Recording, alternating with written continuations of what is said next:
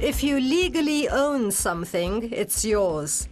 But while this simple logic applies to personal property, it doesn't seem to apply to the highest levels of ownership, and countries freely fight for what is not theirs legally. But why would a small country such as Armenia take on the Republic of Azerbaijan, a state over twice its size with over twice its population? That is down to the notion a people can decide their own fate. And Artsakh, the highlight of the disputed area, has a predominantly Armenian population. But it is officially Azerbaijani territory, and breeding and migration don't warrant ownership of inhabited lands. Of course, it is easy to lose sight of simple truths when outside forces are fanning the flames of ethnic and religious differences. Anyway, right or wrong, neither side has won the war. Iran is calling for talks to resolve the crisis, while Turkey is backing one side against the other. I'm Leila Faramarzi, and you're watching Iran Today.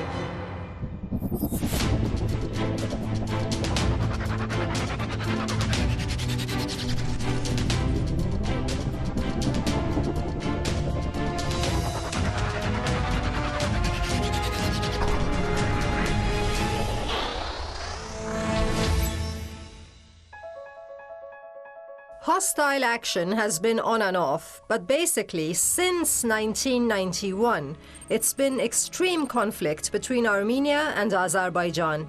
The dispute has been over the Nagorno-Karabakh region on their border, which contains the unrecognized Republic of Artsakh. The region was occupied by Armenia along with 7 other Turkish-speaking areas after the dissolution of the USSR, the Soviet Union. The UN Security Council has issued 4 resolutions calling for returning the lands to the Republic of Azerbaijan. In vain. Even Armenia hasn't accepted the independence of the disputed area. Rather, it wants it annexed to Armenia. But how likely is it it'll get the vote with the international community just on account of majority population, not ownership? I'm here in Parliament to ask this and more. Mr. Amouyi is spokesman for the Parliamentary National Security Committee. Pursuant to international law as the official mediator between these two nations, the Minsk Group has been tasked with settling the conflict between them and finding a solution to a humanitarian life for Armenian people in the Azeri territory, which required negotiations between the parties. Unfortunately, the Minsk Group has failed to fulfill this responsibility assigned to it by the international community and the UN. At the outset of the crisis in the 1990s, the group was active in leading talks. However, over the past 15 years, they have not pursued talks seriously, and therefore their sticking point remains unresolved, thereby fanning the flames of tension between the two nations. Now the dispute has come to a standstill, but that is still a stone's throw away from peace. Mr. Khashe is Executive Director of the Center for Caucasian Studies. The ongoing conflict between Azerbaijan and Armenia is one of those which we witnessed sporadically before the Russian Revolution. As you know, when both Azerbaijan and Armenia were part of Iran's territory, Azeris and Armenians were living in peace. There were many Armenians in Baku and many Azeris lived in Yerevan. However, following the outbreak of wars between Iran and the Tsarist Russia, leading to the detachment of these areas from Iran, Tsarist Russia and subsequently the Soviet Union, in a bid to overcome their problems, sought to fan the flames of ethnic issues. This is why we have been witnessing such confrontations. When the USSR took over Russian territories after World War I, it needed to placate many different ethnicities and state powers. So it simultaneously promised Nagorno-Karabakh to both Armenia and Azerbaijan. And when ultimately the USSR took firm control of their territories, it specifically designated the area as the Nagorno-Karabakh Autonomous Oblast, NKAO. That was now a federal district within Azerbaijan. That angered its mainly Armenian population. In 1988, several years before the USSR collapse, conflicts broke out between Armenia and the Socialist Republic of Azerbaijan. After the 1991 collapse of the Soviet Union, the conflict intensified from 1992 to 1994 until a ceasefire was established. The ceasefire was in effect until April 2016, when renewed conflict erupted. A Russian brokered truce was declared then. It was holding until last summer. The latest conflict broke out in late September this year, and not in Karabakh, or Karabakh as we call it in Iran, but on the international border between Armenia and the Republic of Azerbaijan, in the north of the disputed area. It took only a few days, but turned into a full-scale war with support from Turkey. Turkey intends to pit one tribe against another by dispatching Azeri and Turkish forces to the conflict zone. Iran, however, believes this war also to be a religious war by nature. Mr. Beheshtipur, a Caucasus expert, refers to the original roots of the crisis, those deep in history. The main issue in the Nagorno-Karabakh conflict is of territorial nature, and it pertains to sovereignty. There's no question of being Azeri or Armenian or being Muslim or Christian. The issue is territorial sovereignty over Karabakh. Citing USSR-era divisions, Azerbaijan lays claim to Karabakh. Following the collapse of the Soviet Union, the boundaries of all 15 socialist republics were recognized and 15 nations were born based on Stalin-era demarcations. You would expect Iran to openly side with Azerbaijan, a similarly predominantly Shia Muslim state that was part of Iran till quite recently. It was only in 1813 that the Treaty of Gulistan, after the First Russo-Persian War, split the Azeri-Iranian people into two. While a portion was possessed by the Russian Tsar, then by the USSR, and is now an independent state called the Republic of Azerbaijan with 9 million Azeris, the portion remaining in modern Iran has over 1.5 times that. All in all, the Islamic Republic of Iran has up to 20 million indigenous Azeris. Mr. Rezvanpur is a Caucasus affairs expert and on Iran's Expediency Council. Of course, more Azeri ethnics are living in Iran, and if you date back to history, date back, to 100 years ago, Azerbaijan Republic belonged to Iran, okay? Nowadays, there is a kind of, interference by outside powers in order to create, the dispute between Iran and neighboring states, in order to just show their support for the Azeri ethnics who are living in Iranian territory. So Iranian government should be very careful about these kinds of acts, especially on behalf of Turkey and Azerbaijan. Given Azeris comprise a fourth or fifth of the country's total population, Iran ought to perhaps support the Republic of Azerbaijan, not to upset the Azeris of Iran. But apart from calling for Armenia to return possessed lands to Azerbaijan, Iran remains neutral and steadfast in promoting a diplomatic solution to the Nagorno-Karabakh conflict. When we say Iran is neutral, it means active and positive neutrality. What does that mean? It means that Iran has never recognized Armenian occupation of the territory. Rather, Iran has openly rejected Armenia's occupation of Azeri territory. However, Iran has not resorted to military or non-military action in favor of Armenia or Azerbaijan. The reason is that Iran maintains it's a historical dispute stemming from territorial sovereignty, and there is no military solution to this issue. Both sides have to embrace talks for which an independent and neutral mediator is required. A country currying favor with either side could not be a qualified mediator. What exactly is Turkey after? A part of Azerbaijan is still in Iran, and Iran has no claim.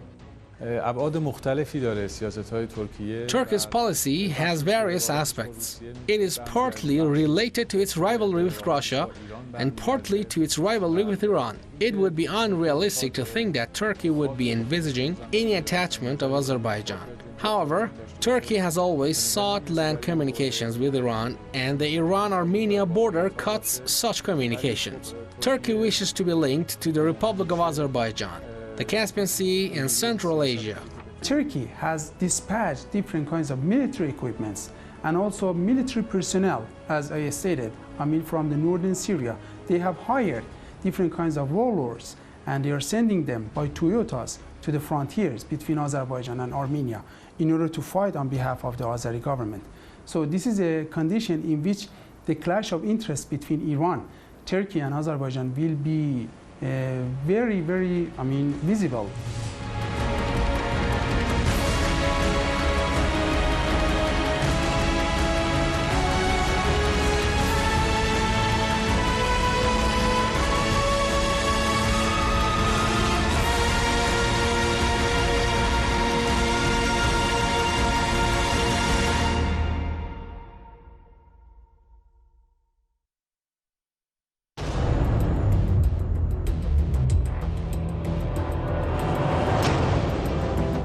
On the 75th anniversary of the UN, we repeat our call for greater representation of African countries on the Security Council.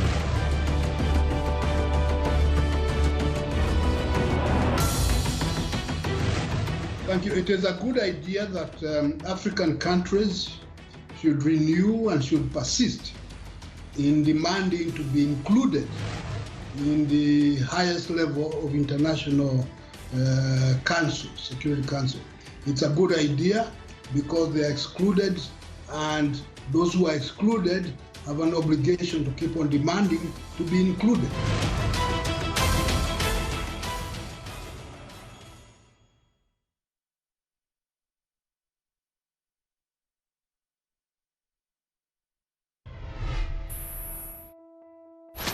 While Azerbaijan is a brother state, Armenia is also a neighbor and cousin state. Also, Armenia has enjoyed steady relations with Iran, especially in the energy sector. Azerbaijan, on the other hand, invited in Israel for support. Secular Azerbaijan was one of the first Islamic countries to establish relations with the enemy of the Islamic world. Azerbaijan has allowed Israel into its soil. What danger might that pose for Iran? The history of the Zionist regime shows that its presence everywhere has been negative and non-constructive. It endangers security rather than guarantees it. The Zionist regime owes its survival to causing division. Its illegitimate life benefits from any conflict between others. We are worried about the presence of Israelis everywhere in the world, including around our own country. We expect all nations to take into account the destructive role of this regime. That is why the Zionist regime would not help guarantee security to any nation. Whatever the motivation, Baku's policy will only have yielded opposite results. For as long as Iran remains neutral, it insists it act as a mediator in peace talks. This is while Azerbaijan proposed Turkey. That both undermines Iran's position in the South Caucasus and invites in further foreign interference. Because Armenia will most likely veto Turkish intermediation, and in Iran's absence, other countries will fill a seat at the negotiating table. There's plenty more to be said, and that we will do, but only after a quick look at what other media outlets have to say, with Shahrzad.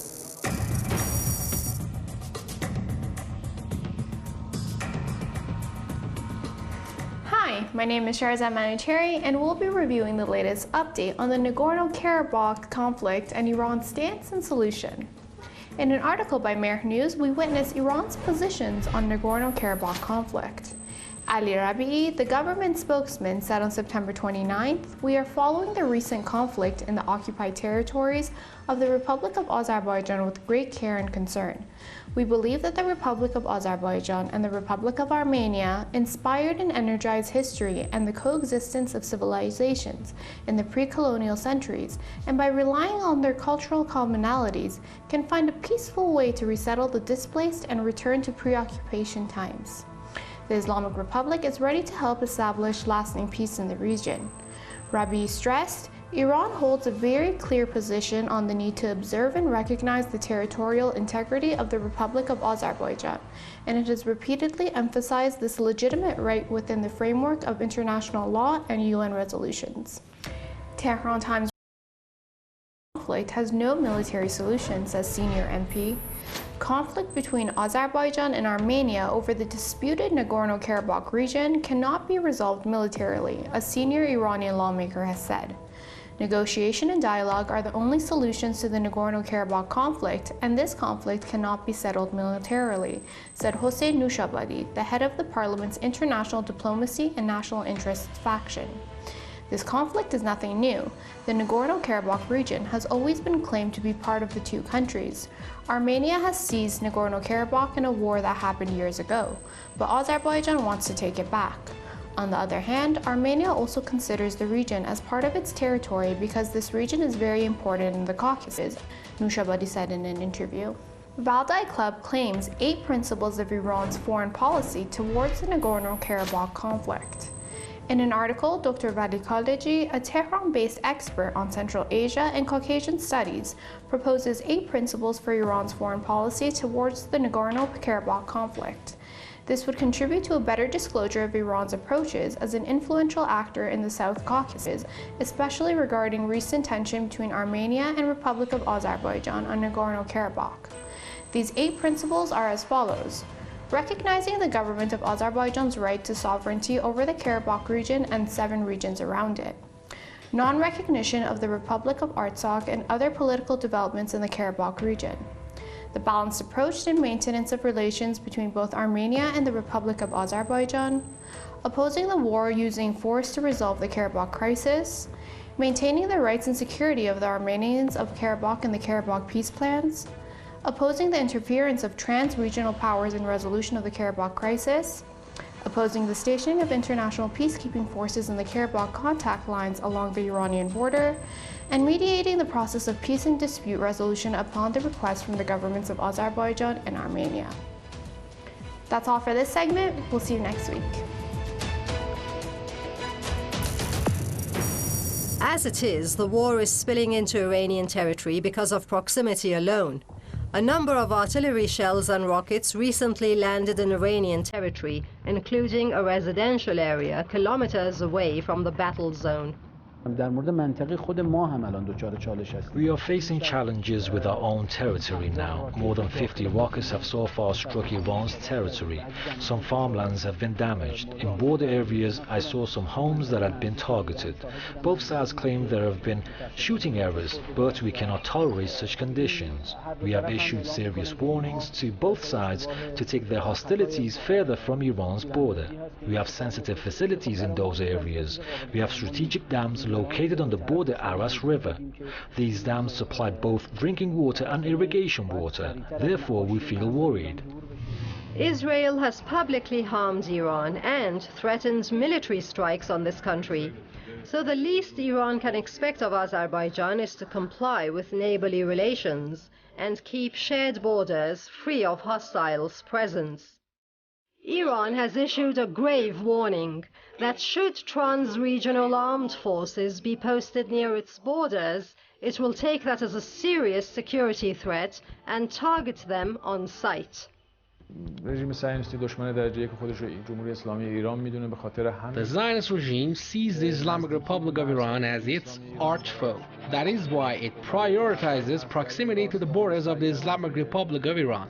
The interesting point is that Israel's military aid to Azerbaijan may be used against Iran. Israel is supplying drones to Azerbaijan. We have seen that the Zionist regime has been using this technology against the Islamic Republic of Iran. Therefore, in addition to selling arms, the Zionist regime is pursuing other objectives. The war between Baku and Armenia involves all regional powers, Iran, Turkey and Russia, and the latter two are not impartial. Clearly, this means the conflict can blow up into a vast regional war and turmoil, and instability of unpredictable dimensions and scale. A broken fabric of regional relations will only invite in a foreign presence into too many cracks to clear and seal anytime soon. هیچ طرح صلحی در موضوع قره‌باغ نمیتواند No peace plan is envisaged in the Nagorno-Karabakh conflict without taking into consideration the interest of Iran, Turkey and Russia. Russia shares border with Azerbaijan, while Turkey shares a long border with Armenia. For its part, Iran shares borders with Azerbaijan, the occupied Karabakh area, Armenia and Nakhchivan. Not everyone in Azerbaijan agrees with their government's embrace of Israel. Ilgar Ibrahimoglu is a cleric who campaigns for a greater role for Islam in Azerbaijan. He expects Baku to embrace Iran in turning away from Israel. He said, Azerbaijan shouldn't be friendly with a regime that carries out state terror against another people, the Palestinians. Israel can't beat Iran. It couldn't win in Gaza or Lebanon, and it won't win in Iran. War does not bring with it just a lack of security. It also means poverty and falling behind rather than advancing. The Iranian government believes economic growth is not possible without security in the region. That is to say, any war and conflict will only make people's lives even more difficult at a time when the coronavirus has exacerbated, even caused a severe economic downturn. In a modern global village, one would expect more immediate and effective intermediation to resolve an already existing dispute. But a vacuum of such brokership has caused what was a standstill to break out into the recent Nagorno-Karabakh conflict. Officially, Russia is the regional mediator, as it co-chairs the Minsk group together with the US and France. Both warring parties asked for Iran's mediation. The Armenian president and the Azeri caretaker president traveled to Iran, and even a truce agreement was signed. However, other regional actors did not favor Iran's positive role in this conflict. That is why the truce was violated, and Armenian forces targeted and occupied part of Azerbaijan's territory. The Minsk group is morally bankrupt and interesting only for historians of diplomatic failures, and has been so since its establishment. The historian Maxime Gouin astutely described its role as such, given it achieved nothing in 28 years. Not a single square kilometer was evacuated by Armenians. The heads of state from the Minsk group, the US, France and Russia, are not really looking for any settlement. Each side is pursuing its own interests. The group's structure shows they are not after any solution. The US and France are located far from this region, and therefore they could not provide any effective help to this conflict, as sometimes its continuation would serve their interests. Russia, as an authoritarian actor, would like to have everything in its own hands. That has been the case so far in regional conflicts. However, Russia has not been serious in dealing with the Nagorno-Karabakh conflict. The OSCE Minsk group was formed to find a peaceful solution to the conflict, but to no avail. A ceasefire, however, was agreed upon in 1994. But since that, talks to resolve the conflict largely stalled, as everything in this program suggested. OSCE, by the way, stands for the Organization for Security and Cooperation in Europe.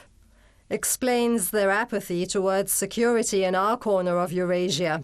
Russia is a member of Eurasian Cooperation Organization, which Armenia is a member of. Armenia has a military pact with Russian government.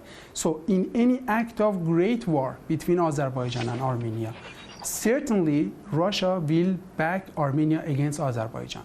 So we should not create a condition. We should not, the warring side should not create a condition in which this kind of conflict will expand in other territories, something like Georgia, something like, Kazakhstan, Uzbekistan.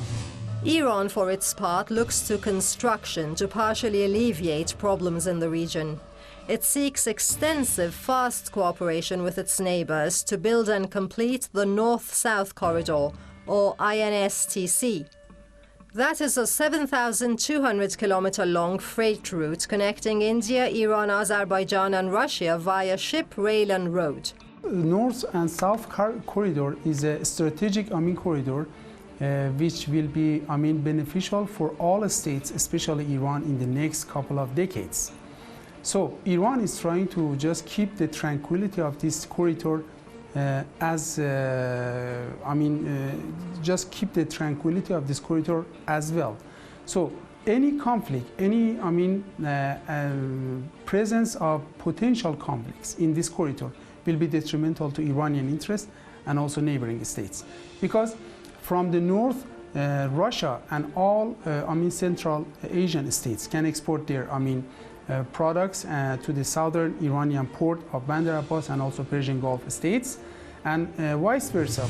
Russian Foreign Minister Lavrov said Russia also supports construction of the north-south transport corridor involving Iran and the east-west corridor engaging Turkey. He also mentioned the importance of the Russia-Azerbaijan-Iran energy bridge, and that he is sure the three countries will implement the project by uniting their electrical power generating and transporting systems. That's it for today. Thanks for watching from the whole team. Do watch again at the same times next week and each week after. And don't forget to leave your comments and topic requests. Bye for now.